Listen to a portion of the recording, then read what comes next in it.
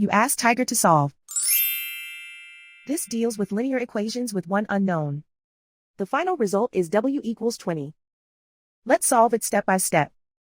Group all constants on the right side of the equation. Subtract 7 from both sides. Simplify the arithmetic.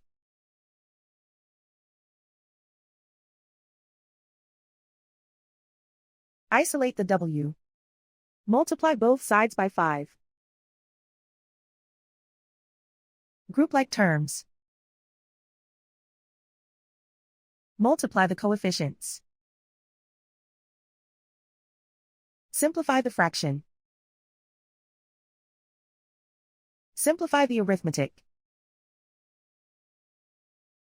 And so the final result is W equals 20.